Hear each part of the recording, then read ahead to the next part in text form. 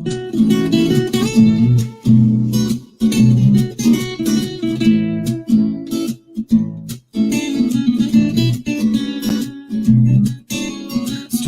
time with Mr. Lamada. He will be starting soon. Oh, story time with Mr. Lamada, where all your dreams come true. Oh, he brings to life your favorite stories with a great big smile. You won't leave lonely. Won't you start all the reading? I just can't wait to be hearing story time with Mr. Lamada. He will be starting soon. Oh, story time with Mr. Lamada, where all your dreams come true. Oh, he brings to life your favorite stories with a great big smile. You won't leave lonely. Won't you start all the reading? I just can't wait to be hearing. Good morning and welcome to Story Time. Thank you for joining me today. Happy Friday wherever you are. And I know some of you way out in Zambia. It is late at night, but thank you for joining in Story Time and welcome. I hope you had yourself a beautiful week, a lovely week indeed, with you and your family and all your loved ones. Thank you for joining me. I am glad to be here for another installment of Story Time. And as you know, today we have an amazing guest, somebody that just inspires greatness. Thank you so much for joining us today, and I hope you're ready to meet our guest for today, Dr. Zetta Elliott. She will be right here with us, so please hold on and get to meet her. And also, she'll be doing the reading today. So how exciting is that? Thank you so much for joining me today. Please, as always, let me know where you're joining in from and who is joining in with you. And this has been one of the great things about Storytime and the community, getting to meet all the amazing people, you out there, and of course the guests that we've been able to have on with us. So thank you so much for joining me, and I hope you're having a lovely week. And I hope after this, you're going to have a lovely rest of your Friday, and of course, a beautiful weekend to come. Thank you so much for joining me today. I'm always glad to be here. It is an absolute pleasure and an absolute honor to share time with you all. Thank you so much for sharing your time with me today. Welcome to Story Time, and thank you so much for joining me. And yes, before we get started, let us see who is joining us today and ready to enjoy a wonderful time with the amazing Zetta Elliott, and of course, the amazing book that she has for us today. Thank you so much for joining us. And as you know, April is Poetry Month, and so of course, it was only right that this amazing person comes here and closes it off for us today. Thank you so much for joining in today. Let us see who is with us and ready for our guest. Good morning to you, Terry Kastweka, and of course, Abraham in sunny San Leandro, right close by. Thank you so much for joining me today. Thank you for being here. And it is a little cloudy in Oakland, but still the sun shines. Thank you so much for joining in. All the way out in Massachusetts, Harvard, Massachusetts. Henry, good morning to you. And of course, Marietta, how are you doing today? Thank you so much for joining in Story Time. I hope you're ready for our day together. Good morning to you as well, Amanda West, Sarah and Nathan joining us out in Illinois, sunny Illinois today. Thank you so much for joining in. And you might want to know that our guest today is in Illinois as well. Thank you so much for joining in Story Time today. As always, Sarah and Nathan, and of course, Amanda West. Thank you for joining in. Baby Bia, how are you doing today? Nate, welcome back to Story Time. Always good to see you here, my brother. Thank you for being here. And of course, Amanda Waltman, thank you so much for joining in Story Time. Baby Bia, Amanda, and Nate, welcome to Story Time out in Seattle. Thank you for joining us. Flynn, how are you doing today? With Isla joining us in California. Thank you so much for joining in. Good morning to you and welcome, welcome, welcome. Jen Vedder, how are you doing today? Great to see you and say so excited to hear Arthur Zetta Elliott read to us today. Yes, indeed, Jen Vedder. We've been spoiled these last few weeks. Zetta Elliott with us twice. Thank you so much for joining in. Absolutely appreciate you and hopefully see you soon, Jen. All right. And Chriselle joining us with Clay, Rocco, and of course, hopefully, Great Grandpa June is joining in as well. Thank you so much for joining in. And you say it is a hot one in LBC today. Well, thank you for joining us out in Long Beach, California. Good morning to you.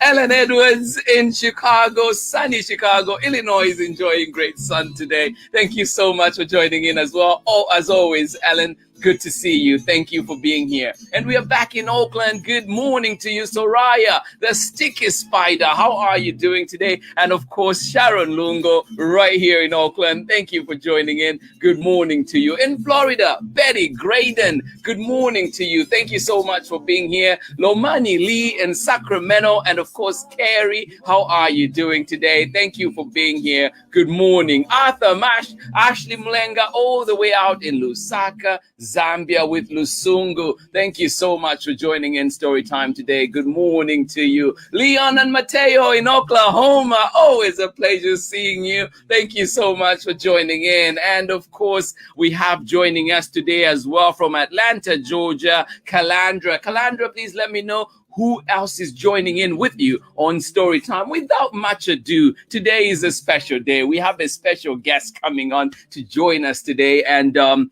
we'll get back to look at who else is with us today. But for now, the amazing Zetta Elliott is here with us today. Please join me in welcoming her. How are you doing, Zetta? Hi, Mr. Lamada. I'm good. I wish I had as much energy as you. Boy, it's contagious. I can feel my energy rising. So thank you for such a warm welcome and for inviting me here to read my book. Oh, such a pleasure. No, thank you for taking the time to be here with us. So and it's great to see that there are folks from Illinois. Hey, I'm in Evanston, so I'm not too far from Chicago. And it is a beautiful day. I was out for a walk earlier, and I absolutely know I'm going to be writing a little later on because being outside in the sunshine with the flowers, and it's definitely inspiring. Yeah, well, I know you have a great story lined up for us. And I was going to say, who is Zetta Elliott? But I know that there's some of your story will be shared today. So we'll leave that and then we'll come back together later on and maybe have a little chat. But for now, all yours, please take us away. That's great. Thank you so much. So the book that I'm going to read today is called Roots Run Deep. And it is a book that I self-published late last year. I think it was December 31st of 2020. And I was really happy to get the book out, but it is my pandemic book. I started it in 2019 and then the pandemic started, and we've all had to make a lot of adjustments. And my illustrator was having some difficulties, so I had to find another illustrator, and I was living in central Pennsylvania. And so in my presentation today, I'm going to show you some of my family photographs, because when I talk about roots, I'm talking about a few things. So I twisted my hair this morning. So there are the roots on my head, and my roots always remind me that I am a woman of African descent. If I go way back and find my ancestors, that's where they're from, West Africa. And then I also think about the fact that I'm an immigrant, just like Mr. Lamada. I am an immigrant. You might hear my accent as I'm reading when I say things like out or about. I am Canadian. I was born and raised just outside of Toronto, but then I moved. I followed my father, and he's an immigrant too, from the Caribbean. So he went from the Caribbean, a country called Nevis, a very small island. He went from Nevis to Canada, and then he went back to the United States for high school and college, and then he went back to Canada, and then he went back to the United States. I come from people who move around a lot, and I move around a lot too. But I don't know if you can see kind of over my shoulder. I always have bookshelves in my home shelves that hold photographs of my ancestors. And most of those photographs are black and white because they were taken a long time ago. And I thought it might be interesting to share with you some of my family photos that come from my family tree. And of course, a tree grows from the roots up. So that's another way to think about roots.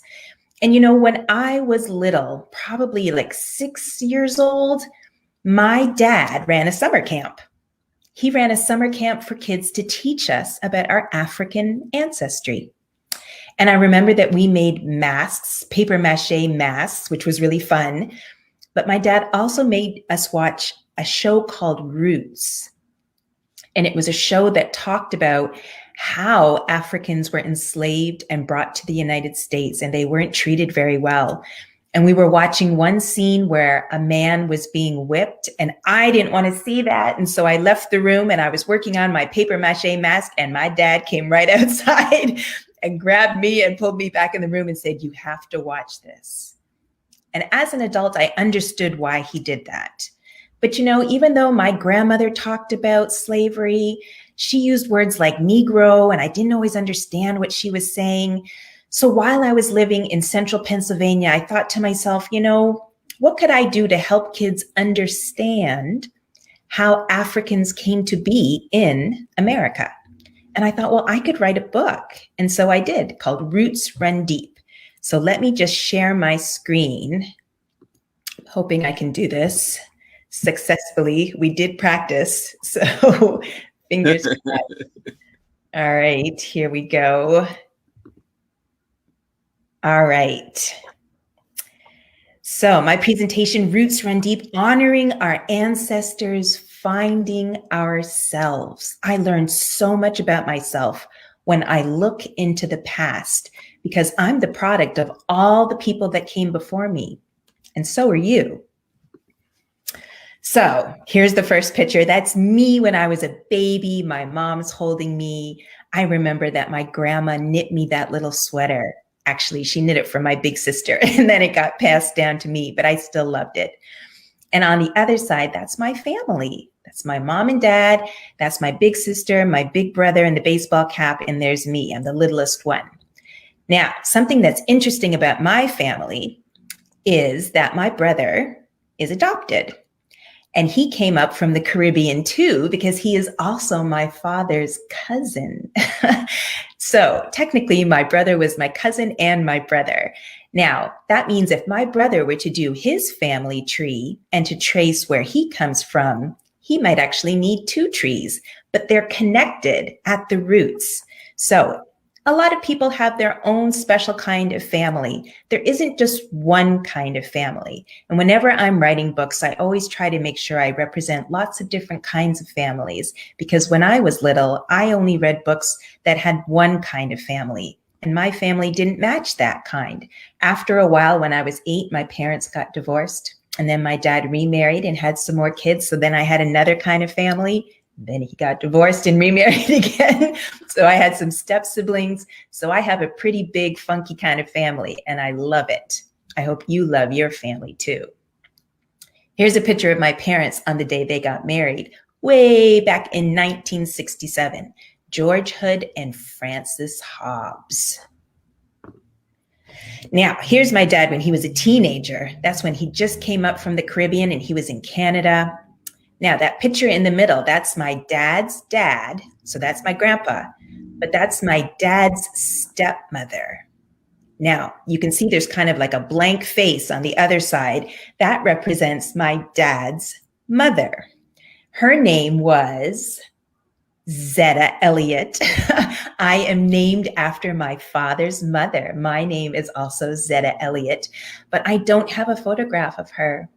I wish I did. I don't know what she looked like. And she died when my father was a teenager. So we don't really have anything left of her except my name. And I'm glad that I have her name, because every time someone says my name or reads one of my books, I feel like it kind of keeps my grandmother alive.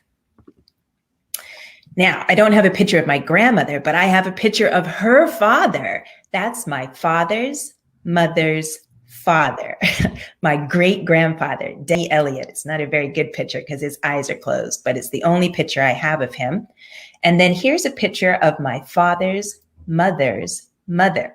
So that's my dad's grandmother, or my great grandmother, Eliza Hanley. Now, these pictures were taken in Nevis. Like I said, that's in the Caribbean. You can probably tell from looking at the picture of the house, my dad didn't grow up with a whole lot of money. He grew up in that house. His mother grew up in that house. And I still have relatives who live in that house. Do you see how it's on rocks? That means that we can pick it up and move it when we need to. So where the house was there, they didn't own the land, only the house. So when the person who owned the land said, I need you to move, they picked the house up and moved it. Now, this is a picture of my father's father's father. That's my great grandfather. His name was Joseph Samuel Hood. Now, on the other side of my tree, this is my mother's branch. So that's my mom when she was just out of high school, just before she became a teacher. And these are her parents, my grandparents, Frank Hobbs and Florence Allen. I want you to remember that name, Allen. And here's my grandma again, Florence Avril Allen. She's pretty stylish, right? I love that little dress that she has on with the fedora. My grandma was a preacher in the Pilgrim Holiness Church. That's how she met my grandpa. He was a preacher too. Now, if you looked at these pictures of my grandma, would you say she was white or black? Sometimes we think we know a person's race just by looking at their skin color or their hair texture. Well, my grandma was black. She was what used to be called a quadroon. That's 1/4 black. Now, she never used the word black. She used the word Negro or colored. And those are words that we use to talk about African Americans a long time ago. We don't use those words anymore because a lot of people find them offensive. But those were the words that she used. And this is a picture of my grandma's father. My mother's parents, my great grandparents, Richard Allen and Laura Holman. Now, Laura Holman was white, but my great grandpa, Richard Allen, was not. He was also a Negro. He was what used to be called a mulatto, which meant he had one black parent and one white parent. And you can tell, look at his hair. So his name was Richard Allen, and he was named after someone else called Richard Allen. But my great grandpa told his children, don't tell anyone that we are Negroes. Just don't talk about it.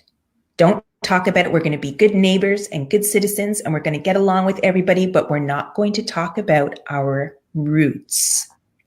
Now, my grandma thought that was not a good idea, so she talked about her roots all the time, which is how I know about him.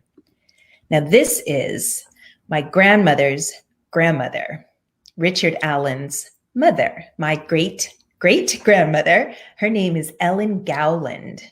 Now, she married James Henry Allen. He was a black man. He came from Philadelphia with his father, John Allen, and his brothers and sisters and his mother, and they settled just outside of Toronto. And when James Henry Allen married Ellen Gowland, her family was so upset that she was marrying a black man that they moved away and they changed their last name from Gowland to Golden so that nobody would know they were related to her.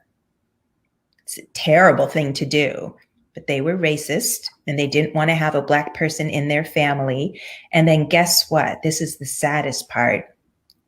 My great-great-grandfather, James Henry Allen, refused to have his picture taken because he thought his children and grandchildren and great-grandchildren might be ashamed of him because he was a black man.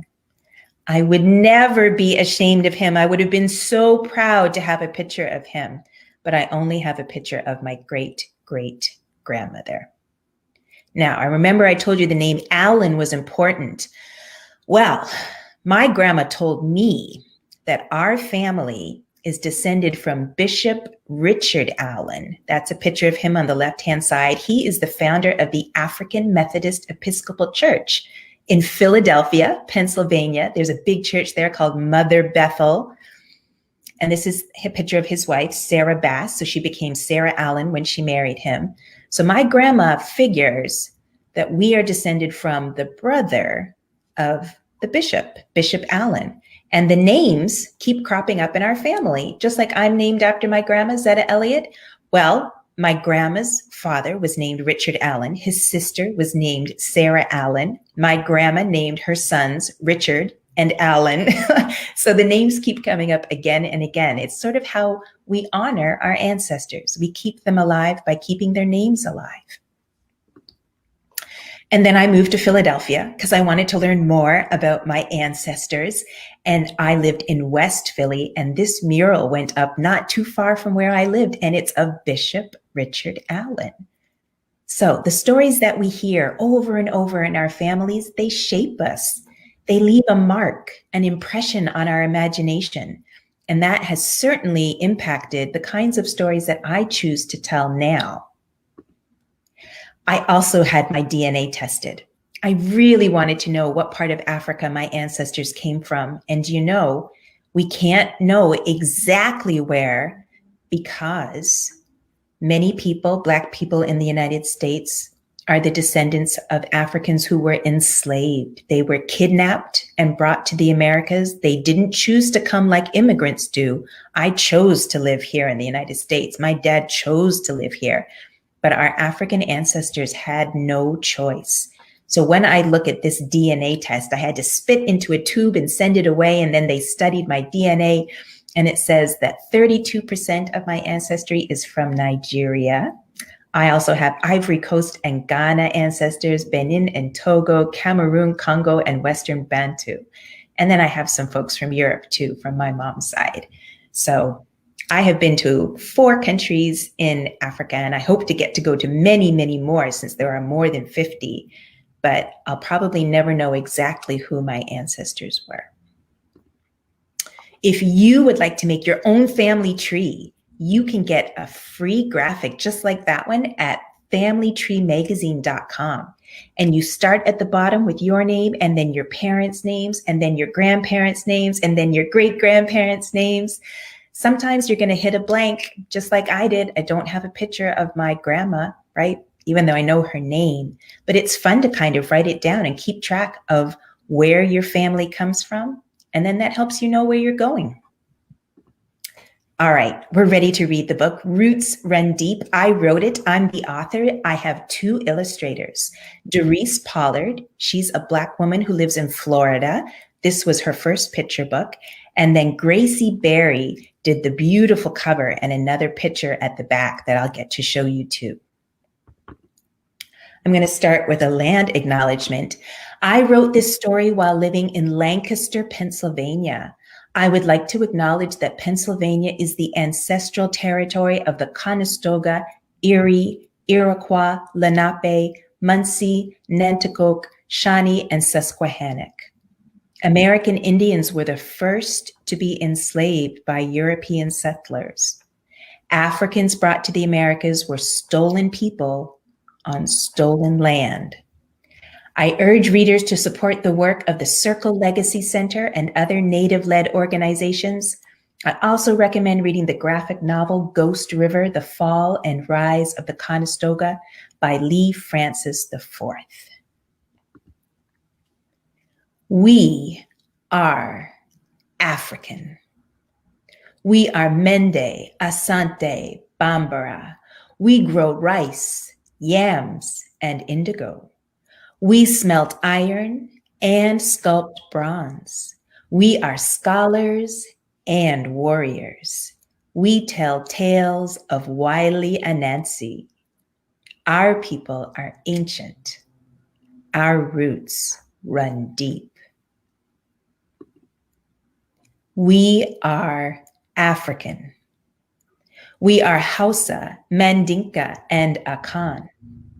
The white men call all of us Negro because our skin is black. They come to our shores in ships. They bring guns to trade with our enemies. Wars rage across the land. Captives are sold into slavery. Our people are put in chains.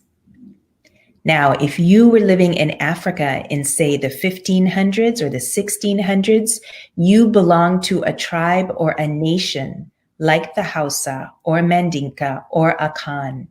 And so you didn't look at every other Black person and think, hey, you're my brother, you're my sister. No, you only looked at people within your tribe or nation in that way. So if you were fighting against another nation and you lost the battle, they might sell you into slavery. We are packed in the belly of the ship. We weep and pray and scheme as we rock upon the endless sea. Some of our people choose death, and you can see someone is jumping overboard in the picture. Others fight to survive. You can see someone fighting on deck. We speak Igbo, Yoruba, and Fula. We are African. We are heading to the Americas. You know, some people chose to jump overboard and some people were thrown overboard if they were sick. And so sharks often swam behind slave ships because they knew they could find things to eat. This is not our land. This is not their land. We are African. To speak to one another, we must learn the enslaver's tongue. They try to take our names, our gods, and our drums, but we do not forget who we are. We grow rice, yams, and indigo. We grow cotton, tobacco, and cane. We dig mines. We smelt iron. We fell trees. We lay roads. We build their homes. We cook their food. We wash their clothes. We raise their children. We work and work and work. And of course, people who were enslaved were never paid for all the work that they did. We are weary, but still we sing. They are brutal with the lash, but we are gentle with each other. We tend our own gardens. We hunt and fish so that our loved ones eat more than crumbs from their table. We weave baskets from river reeds and turn scraps of cloth into colorful quilts. Our children laugh at tales of cunning Brer Rabbit. We see the beauty within ourselves, even if they do not. We yearn for peace, but it is in the rumbling thunder that we hear God's voice. When the water is troubled, our souls are stirred. We are determined to be free. Darkness blankets us as we steal away to freedom. We feel tree trunks from moss and follow the North Star. We wade through murky swamps. We run from howling dogs. Moses leads us out of bondage. Conductors guide us to safe houses. We risk everything to be free. Now, you may have heard of Moses from the Bible, but Moses in the United States is another name for Harriet Tubman. That's her there with her pistol in the picture. In the North, we are fugitives, no longer enslaved, but not fully free. Many do not welcome us. Some hate slavery, but have no love for us. Others cry, go back to Africa. We are African, but we are also American. We built this country. We will not go. We will plant our own fields and build our own homes and raise our own children here. You might recognize the man in the middle of that illustration. Do you know who that is? All that big, beautiful hair, Frederick Douglass. He was an abolitionist. He fought to end slavery. Some Christians open their doors to us, but then make us sit at the back of the church. We know God has a plan for us. We want to have our own place of worship, but it takes time to buy the land. The charter makes our church official. AME, African Methodist Episcopal, Bethel, House of God. Before, our bellies were often empty. We hungered for knowledge too, but it was denied. Now we feed our bodies and our minds. We build a school beside the church. Our children study hard and make us proud. You might not know, but during the time of slavery, it was against the law for a slave to learn how to read or write, and it was against the law for anyone to teach them how to read or write. Freedom seekers keep coming. We welcome them when others do not. We give them food and clothes. We shelter those who wish to stay and guide those who will journey on. Because of the fugitive slave law, people who escaped from slavery and made it to the North, sometimes they weren't safe. Slave catchers would come and take them back into slavery in the South. So some of them stayed in places like Pennsylvania or New York, but some of them kept going north right up to Canada. Then the war begins. The North fights the South to end slavery. We are African. We are warriors. We fight for the right to defend our country. We fight to set our people free. These are United States colored troop soldiers. And in Lancaster, you can find the graves of some of these soldiers in the graveyard, the cemetery of the AME Church in Lancaster, and in lots of other places around the country. The war is over, but we are still fighting to prove that we belong. We are African American. We are citizens. Our men now have the right to vote, but they do not respect our rights. They burn down our church and our school. We rebuild and keep moving forward. Now, the 15th Amendment only gave Black men the right to vote. We had to wait quite a bit longer until Black women got the right to vote too. We organize. We march for jobs. They send us bomb threats, but we will not back down. Our youth deserve a future that is better than the past. Now, we have lots of rallies and protests going on now, especially this past year, and people march and they hold up signs, right? Now the signs might say, Black Lives Matter. We have come so far as a people, but we still have a long way to go. Our faith sustains us. Our people are ancient. Our roots run deep. And this illustration is for the YWCA Race Against Racism, which happens every year in Lancaster, Pennsylvania. And I'm really happy that the YWCA is giving out copies of Roots Run Deep to anyone who registers for the race. And there's still time to do that. And it's virtual, so you don't have to be in Lancaster, Pennsylvania. And then I wrote a note talking a little bit about my family. And there's another picture that Gracie made, which is beautiful. She used cowrie shells to outline the shape of the continent of Africa. And inside she put all the women from the AME Church who have made contributions to life in Lancaster, Pennsylvania. And that is the end of my story. So I'm going to stop sharing And I think maybe we have a couple of minutes for questions. You can let me know, Mr. Lamada. No. Oh my goodness. Thank you so much, Zetta. That was just powerful.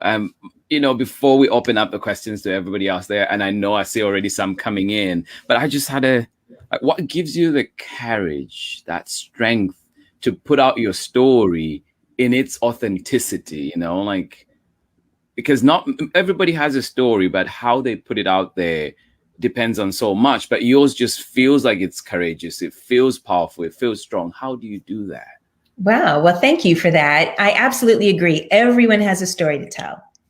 Every single person has a story to tell. And I think doing your family tree can be step one in learning more about your own story. I think, I literally have my ancestors like looking over my shoulder every single day. And everywhere I have lived, I have always had these photographs. And then, people in my family send me more photographs. I feel really honored that they trust me with them.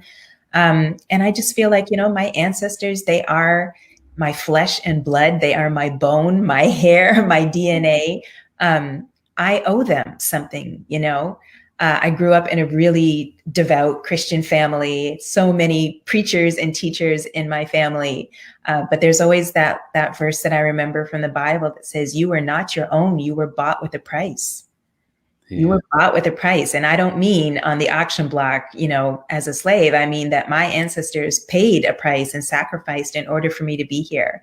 And I think a lot about my grandmother and how her father, said to her, don't tell. Right? Like, let's keep this quiet. Yeah. And keep this quiet. And we keep marrying other white people. We're going to wipe out all traces of our African ancestry. And then sort of there's this fluke where my mother marries a man from the Caribbean, and then it starts all over again. And now we have, just a few people in the family who are visibly Black. And I just feel like I have a responsibility to my ancestors, to that, James Henry Allen, who thought he shouldn't have his photograph taken. I can't even imagine that. Yeah. And he was right? Because then his grandson was, let's not talk about our ancestry. Yeah. So I don't really see it as courage necessarily. I think it's a duty. I think I have a responsibility to talk about my family's history. And I think if it encourages other people to look into their family history, there are a lot of silences and secrets in every family. My father, didn't want me to talk about his mother. And, she had a complicated history. She died in a mental asylum. But, not talking about things like mental illness, that doesn't help anybody. It's better to talk about it, because when you do, then you have the chance to share your experience and build community with others. Yeah, no, that's amazing. No, talk of inspiring. I'm inspired. And every time I look at the work, it's just amazing. And to listen to it today just adds that extra layer too. It's just like, am I doing my part? How can I play my part? But absolutely wonderful. And just also, you mentioned in the book, wishing that the future is better than the past. What are some things that you think could be done or that are happening now? Do you have do you have hope in our future?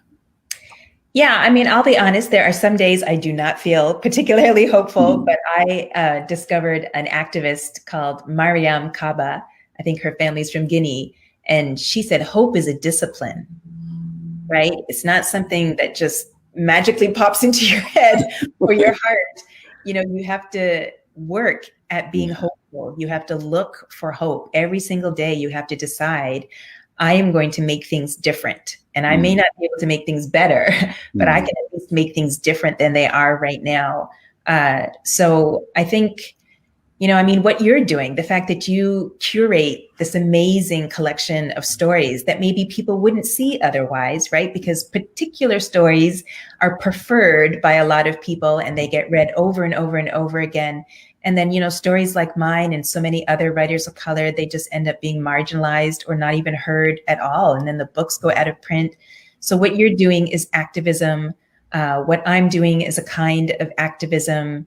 I see our work as an act of resistance, right? So if somebody is trying to rub you out of existence with their eraser, or they're trying to shush you and silence you, then we're standing up and saying, we will not be erased and we will not be silenced. And every time we do that, we embody possibility for other people, especially for kids, right? Especially for kids. It took so long for me to uproot some of the really problematic things I read as a child that, represented Black people in negative ways, lots of racist stereotypes, books from England, because we both grew up in former British colonies. Yeah. So, there's a lot of work to do to understand where your roots are from and how things have taken root that harm you. And so I think we're doing that work to hopefully prevent kids from having to go through that same experience. Yeah, no, wonderful. And I know you mentioned too that women were, even though the 15th Amendment was passed, it was only for the Black men. But then women's rights vote came later on, and then just you've been referred to as a feminist in most literature I've seen, and so where do you think we're headed? Are we making progress in the feminist movement? And what can people like me do? What can we all do? Oh, that's a great question. So I get a little frustrated because I think when I say I'm a Black feminist, people think, that's sort of like a special club for Black women. And we certainly do support one another, but feminism is for everybody. Feminism is for everybody. And the amazing thing that Frederick Douglass said, in his slave narrative was he talked about the fact that slavery was just as harmful to the enslaver as it was to the enslaved. It damaged white people as much as it damaged Black people. And patriarchy, right? This idea that men have to be dominant and aggressive and women should be subordinate and dependent, that damages men as much as it damages women. And then men hurt other men, and they hurt kids, and they hurt themselves. And I just feel like if we want healing for our whole community, our whole society, then we have to embrace ideas of equality and justice. And for me, that's what feminism is. It's about saying, I believe in the value of all of humanity. I believe in the worth of all human beings. I want an end to dominance. I want men and boys and everybody of every gender to be able to express themselves fully and authentically. And so, I think Black women do so much work.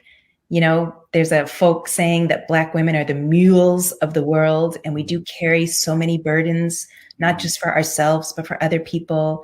And if we could have someone come along, Black men, white women, everybody, if you could help us carry this burden so we don't always have to do it ourselves, that would move all of us much farther ahead as a society.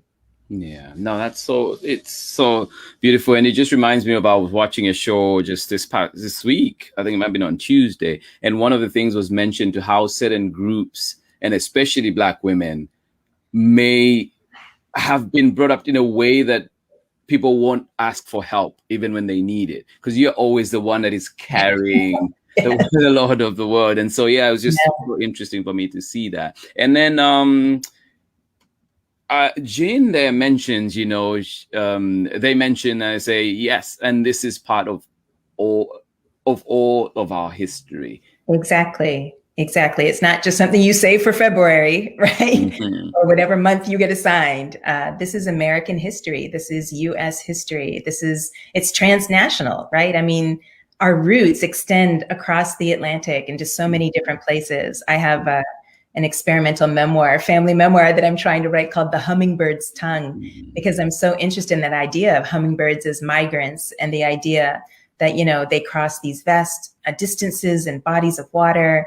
And they find nourishment wherever they are. And I think, the more we talk about how connected our world is, the less inclined we are to think about or to invest in things like borders and walls and keeping people out, because that just isn't, I don't think, the way forward.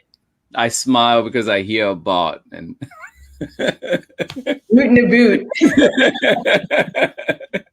It stands out. All right. 5 years, it's still there.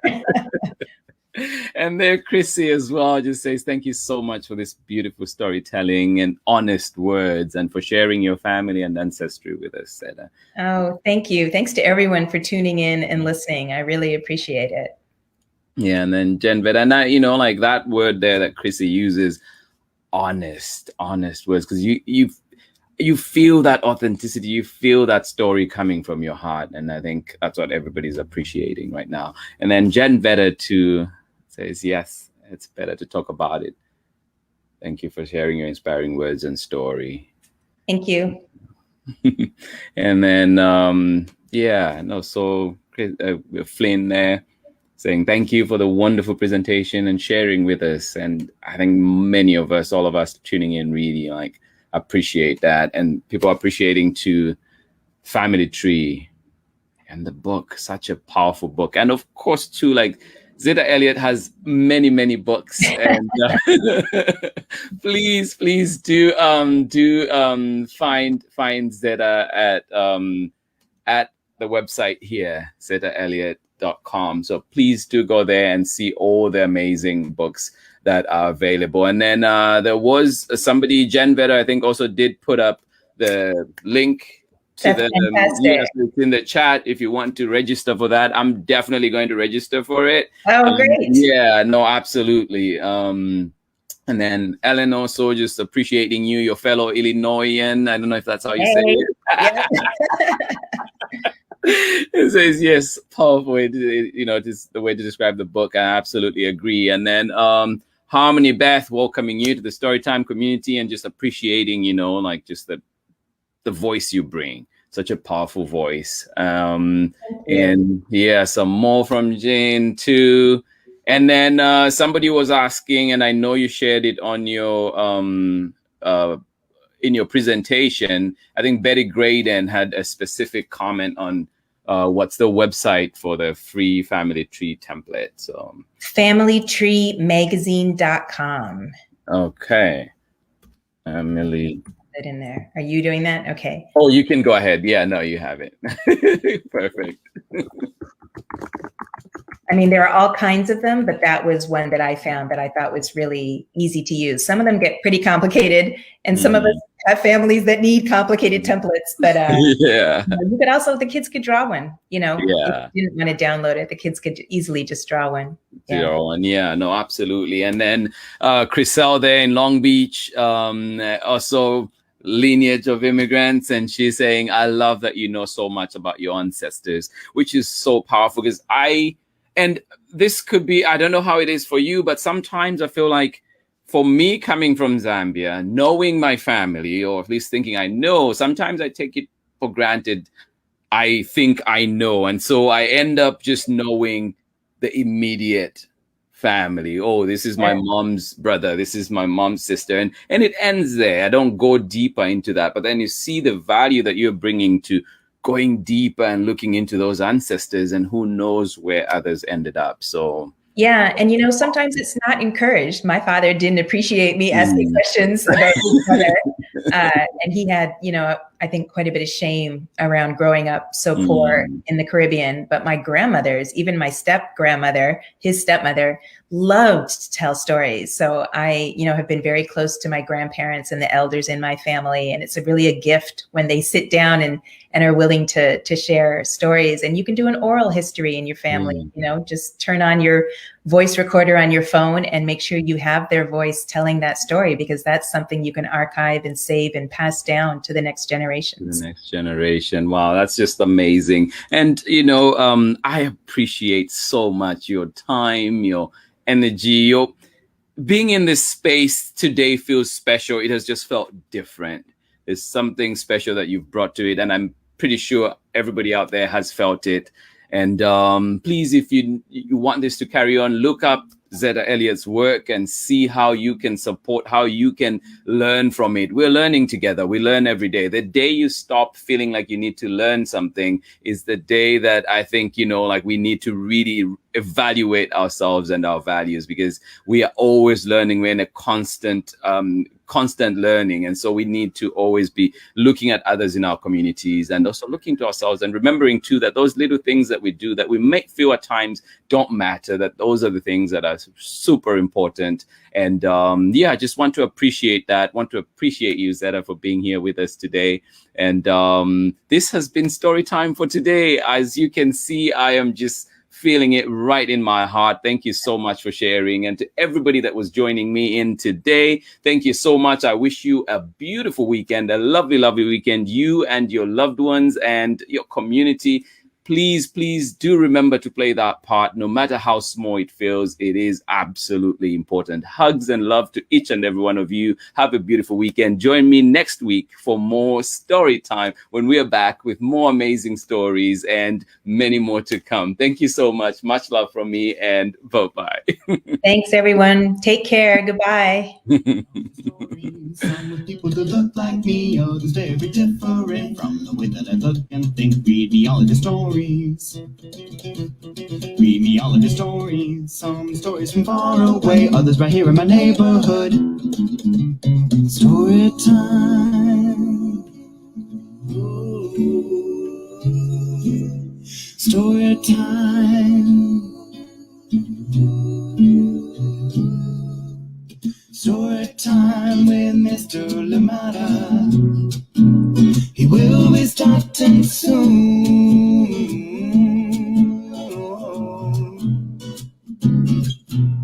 Story time with Mr. Lamada, where all your dreams come true.